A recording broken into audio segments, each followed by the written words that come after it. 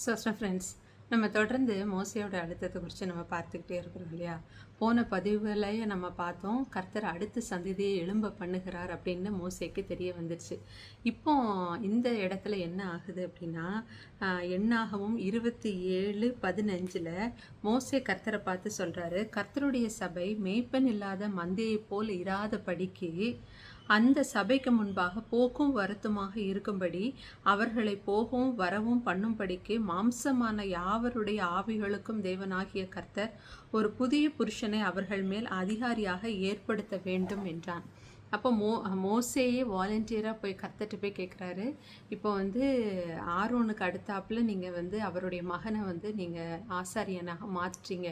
இப்போ எனக்கு அப்புறம் இந்த ஜனங்களை ஒரு மெய்ப்பெண் வேணும்னு மோசேயை வாலண்டியராக கேட்டுட்டார். ஏன்னா மோசேக்கு தெரியும், இன்னும் கொஞ்ச நாட்களில் தன்னுடைய பயணம் முடிய போது, இனி இந்த ஜனங்களை யார் நடத்தணும் அப்படின்னு மோசேயே கர்த்தர்கிட்ட கேட்கும்போது தேவன் என்ன சொல்கிறாரு, ஆரோனை அபிஷேகம் பண்ணு அப்படின்னு சொல்கிறார். ஆனால் ஆரோனை சும்மா அபிஷேகம் பண்ண சொல்ல, நீ போய் ஆரோனை கூட்டிகிட்டு போய் எலியாசார்ட்ட போய் முன்னாடி, அதாவது அந்த ஆசாரியன் முன்னாடி நிறுத்தி நீ அபிஷேகம் பண்ணிருன்னு அப்படின்னு மொட்டையாக சொல்லலை.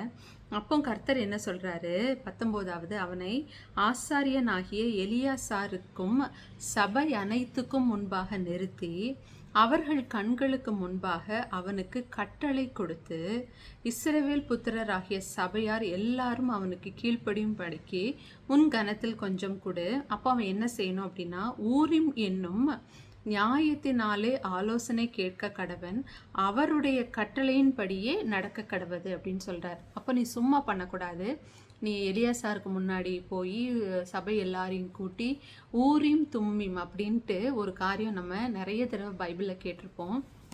இது முதல்ல எங்கே வருது அப்படின்னு பார்த்தீங்கன்னா, யாத்ராகமும் 28:30, அதாவது அந்த ஆசாரியனுடைய மார்பதகத்தில் 12 கோத்திரத்துடைய கற்கள் இருக்கும், அதோடு சேர்ந்து ஊரும் தும்மிம்னு இருக்கும். அப்போ அந்த ஊரிம் தும்மிம்னா என்ன அப்படின்ட்டு எங்கேயுமே கிளியர் எக்ஸ்பிளனேஷன் இல்லை. அது ஒரு கற்களா, இல்லை தேவனுடைய எழுத்துக்கள், ஆம் இல்லை அப்படிங்கிற வார்த்தை பதிந்த எழுத்துக்கள் உள்ள ஒரு ஒரு பொருளா, இல்லை ஏதாவது துண்டு சீட்டா, அப்படிலாம் எங்கேயுமே மென்ஷன் பண்ணப்படலை. ஆனால் ஊரிம் தும்மிமை பயன்படுத்தி கர்த்தருடைய சித்தம் என்ன அப்படின்னு கண்டுபிடிப்பாங்க.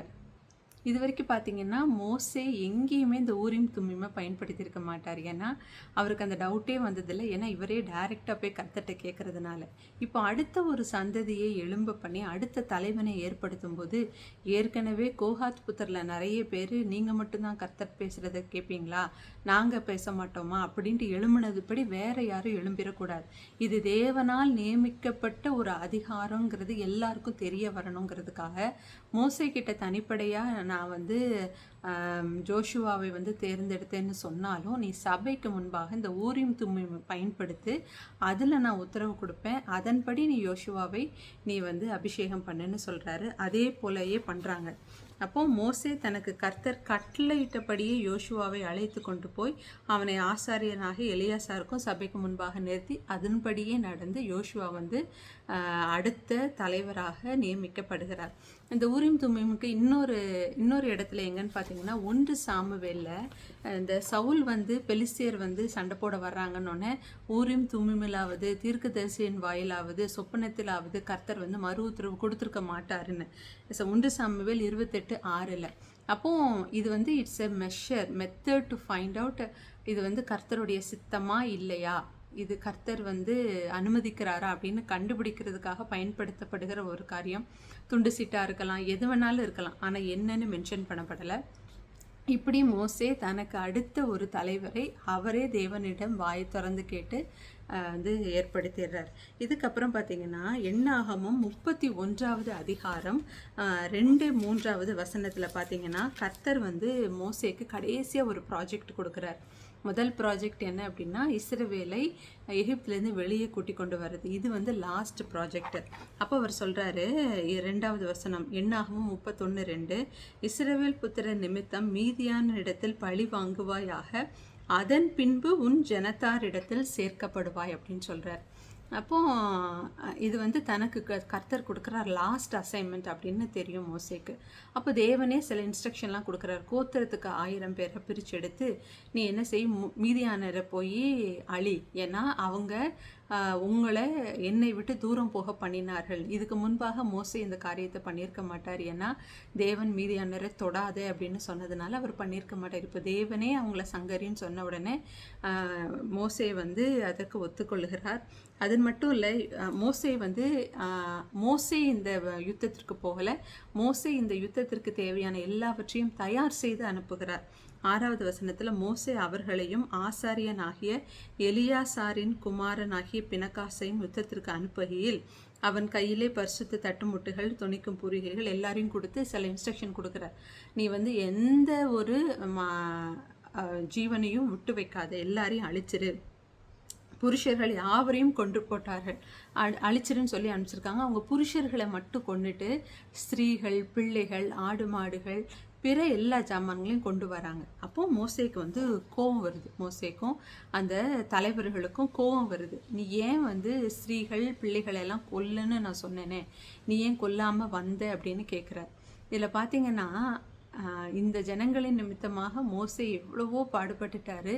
ஆனாலும் இந்த காரியத்தில் இதுக்கப்புறம் தனக்கு எந்த ஒரு அசைன்மெண்ட்டும் இல்லை, தனக்கு அடுத்த தலைவர் வரைக்கும் ரெடி ஆயிட்டாங்கன்னு தெரிஞ்சதுக்கு அப்புறமாக கூட மோசே தனக்கு கொடுக்கப்பட்ட தேவனுடைய கட்டளைகள் ஒன்றும் தவறக்கூடாதுங்கிறதுல ரொம்ப கண்ணும் கருத்துமாக இருந்தார். அப்பொழுது மோசே யுத்தத்திலிருந்து வந்த 1000 பேருக்கு தலைவரும் 100 பேருக்கு தலைவருமாக சேனாதிபதிகள் மேல் கோபம் கொண்டு 14:15 அவர்களை நோக்கி, ஸ்திரீகள் எல்லாரையும் உயிரோடையே ஏன் விட்டீர்கள்? ஏன்னா இந்த ஸ்திரீகளின் நிமித்தமாகத்தானே உங்களை வந்து அசுத்தத்திற்கு ஈடுபட்டாங்க, ஏன் விட்டீங்க அப்படின்ட்டு புருஷனை அறியாதவர்களும் பெண் பிள்ளைகளையும் மட்டும் விட்டுட்டு, சிறு குழந்தைகளை விட்டுட்டு எல்லா ஆண்களையும், புருஷனை அறிந்த ஸ்திரீகளை எல்லாவற்றையும் கொன்று போடுறாங்க.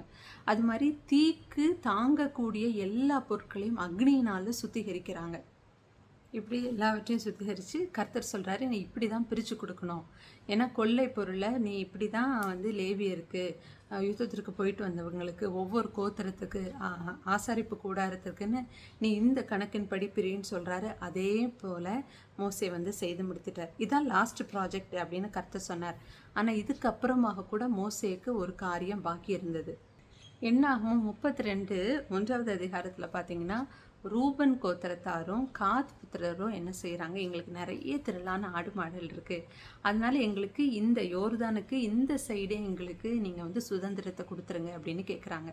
அப்போ மோசே வந்து ஒத்துக்கலை. மோசே வந்து அதெல்லாம் முடியாது, நீ உங்கள் 12 கோத்திரத்தாரும் போய் யோர்தானுக்கு அப்புறத்தில் கானான் தேசத்துக்குள்ளே போய் யுத்தம் பண்ணி அந்த இடத்த ஃபுல்லாக பிடிக்கணும். நீங்கள் இங்கேயே இருந்துட்டீங்கன்னா அவங்க இருதையும் தொய்ந்து போயிடும். எப்படி வந்து அந்த 12 வேவுக்காரர்களை அனுப்பும்போது 10 பேர் வந்து அது நல்ல தேசம் இல்லைன்னு சொன்னதை எல்லாரும் நம்பினாங்களோ, இப்போ நீங்கள் தேசத்துக்கு வரலை அப்படின்னு தெரிஞ்சால் அது ரொம்ப மோசமான தேசம் போல், அதனால தான் அவங்க வரமாட்டேங்கிறாங்க. இல்லை நம்மளால் தனியாக யுத்தத்தை பண்ண முடியாது, நம்ம சகோதரர்கள் நம்மளுக்கு துணையாக இல்லைன்னு அவங்க இருதயம் கரைஞ்சு போயிடும், அதனால் நான் கொடுக்க மாட்டேன் அப்படின்னு சொல்கிறார். ஆனால் ரூபனும் காத்தும் ப்ராமிஸ் பண்ணுறாங்க, இல்லை எங்கள் பிள்ளைகள், ஆடு மாடுகள், மனைவி இங்கே இருப்பாங்க, என்னுடைய சகோதரர்கள் எல்லாரும் அவங்களுடைய கோத்திரத்தை அடைஞ்சதுக்கு அப்புறமாக தான் நாங்கள் திரும்ப வருவோம் அப்படின்னு சொன்னதுக்கப்புறம் மோசே வந்து ஒத்துக்கிறார். அப்போ மோசே இருக்கும்போதே 2 கோத்திரத்துக்கு அவர் வந்து தனியாக பிரித்து கொடுத்துட்டார். இப்போ ஒரு சின்ன ட்விஸ்ட் நடக்குது பாருங்க. என்ன ஆகும் 32:33 அப்பொழுது மோசே காத்து புத்திரருக்கும் ரூபன் புத்திரருக்கும் யோசேப்பின் குமாரனாகிய மனாசேயின் பாதி கோத்திரத்திற்கும் எமாரியோருடைய ராஜாவாகிய சீனோன் ராஜ்யத்தையும் அந்த ராஜ்யத்தை கொடுக்குறாரு. இவங்க 2 பேரும் தானே எனக்கு யோர்தானுக்கு இந்த சைடு வேணும்னு கேட்டாங்க.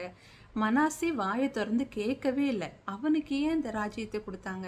அதுவும் மனாசேல பாதி கோத்திரத்துக்கு கொடுத்தாங்க. பாதி கோத்திரத்துக்கு எங்கன்னா கானான் தேசத்துக்குள்ள சுதந்திரம். அது எப்படி மனாசேக்கு மட்டும் 2 இடத்துல லேண்டு, மற்றவங்களுக்கு எல்லாருக்கும் ஒரே ஒரு லேண்டு அப்படின்னு நம்ம பார்த்தோம் அப்படின்னா, இதுக்கு நம்ம ஆதி ஆகமத்துக்கு போகணும். அப்போ ஆதியாகமம் 48வது அதிகாரத்தில் யாக்கோபு யோசேப்புடைய 2 புத்திரர்கள் மனாசே, எப்ராஹிமை வந்து பார்க்கும்போது சொல்கிறாரு, இனி இவங்க உன்னுடைய புத்திரர்கள் அல்ல, என்னுடைய புத்திரர்கள். இனி இவங்க ரூபன் சிமியோனை போல இவர்கள் எனக்கு. அதாவது ரூபன் முதல் பிறந்தவன், சிமியோன் 2வது பிறந்தவன், மூத்த குமாரன் 2வது குமாரனும் போல இவங்க எனக்கு இருப்பாங்க அப்படின்னு சொல்கிறார். அப்போ ரூபனுக்கு தானே டபுள் போர்ஷன் கிடைக்கணும், அதாவது மூத்த பிள்ளைக்கு. ஏன் ரூபனுக்கு கிடைக்கலனா, ரூபன் வந்து தன் தகப்பனுடைய மருமனையாட்டியிடம் அவன் வந்து பிரவேசித்ததுனால அவனுக்கு அந்த சேஷ்டபுத்திர பாகத்தை எடுத்து போடுறாங்க.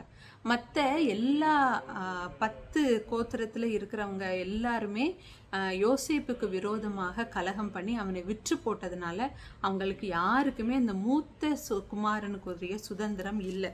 அப்போ அந்த யாக்கோபு இந்த மனாசே எப்ராஹிமை ஆசீர்வதிக்கும் போது அவர் என்ன சொல்றாருன்னா 22, அதாவது ஆதி ஆகமம் 48:22, உன் சகோதரருக்கு கொடுத்ததை பார்க்கிலும் நான் பட்டயத்தாலும் என் வில்லினாலும் எமோரியரின் கையிலிருந்து சம்பாதித்த ஒரு நிலத்தை உனக்கு அதிகமான பங்காக கொடுத்தேன் என்று சொன்னான். அப்போ மனாசேக்கு மட்டும் எக்ஸ்ட்ராவா, அப்படின்னாலுமே மனாசே 2வது பிள்ளை தானே, எப்ராஹிம் தானே முதல் பிள்ளை அப்படின்னு நம்ம நினைக்கலாம். இதுவும் எல்லாருக்கும் தெரிஞ்சிருக்கு. அவன் ஆசீர்வதிக்கும் போது மனாசேக்கு தான் பெரிய ஆசீர்வாதம், எப்ராஹிமுக்கு 2வது ஆசீர்வாதம். எப்படி யாக்கோபு வந்து தன் அண்ணனிடமிருந்து அவர் சேஷ்டபுத்திரத்தை பெற்றுக்கொண்டாரோ, இவர் ஆசீர்வதிக்கும் போது மனாசேக்கு தான் சேஷ்டபுத்திர பாகத்தை கொடுக்குறார்.